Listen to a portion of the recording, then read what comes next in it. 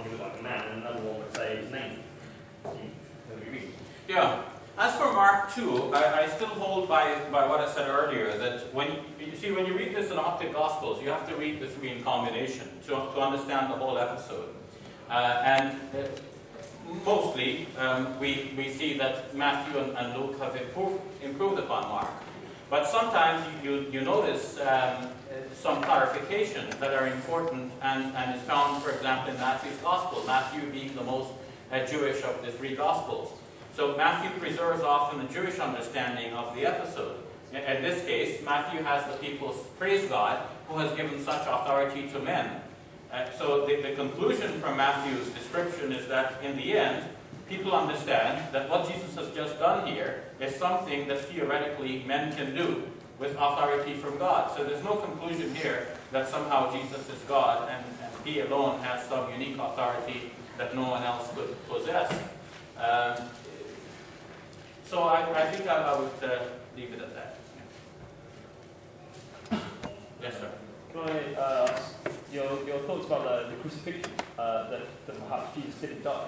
I mean, I'd have thought I think that's quite a bold assumption. Is it, you think about, he wakes up the morning before, he's up all day, then he's arrested late at night, tortured and harassed all through the night, then crucified the next morning, and yes, 3 hours later died. Yeah, I don't know if you know like the science of crucifixion. I mean, the Romans have obviously been doing it for a long time, and were very good at it. And yeah, you drown when you're in the fluid that collects in your lungs. And I think, and then he's hit by he's stabbed with a spear, and that fluid comes out, and things like that. I mean, I think to assume that he hadn't died, and then after all that, even if he had survived, then survived another 3 days in a sub-zero tube with no food and no water, would you not say that's a bit of a bold statement? What do you think? Okay, then please, I mean, if you have something to say, just tell me, and then we'll try to make sure that we all are on the same page at the same time.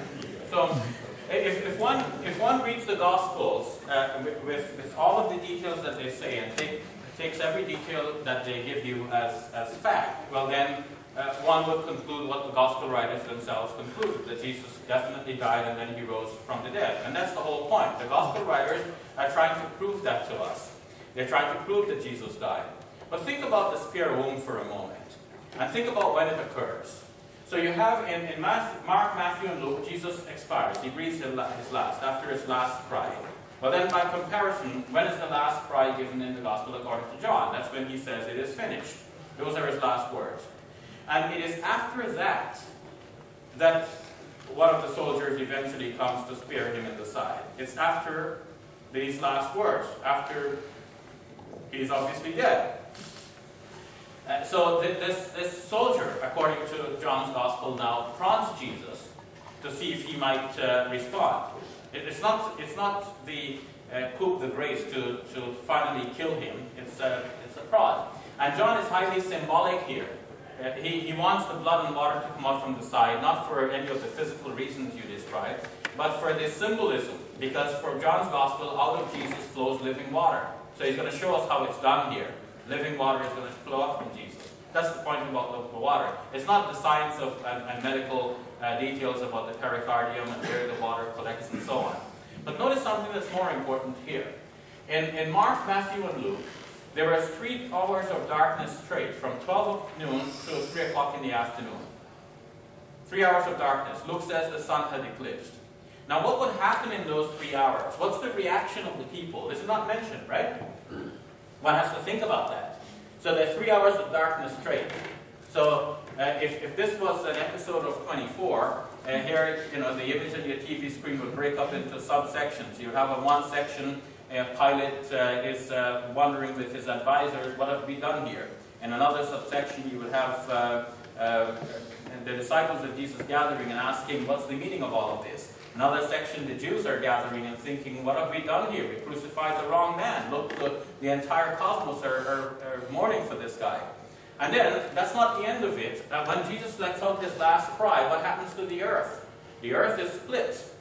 And this earthquake is so powerful that though it occurs at Golgotha, the curtain of the temple in the city is torn in two from top to bottom. So now when all of this occurs at that moment, subsequent to that, who would dare to go and spare Jesus? According to Matthew's Gospel, when this all happened,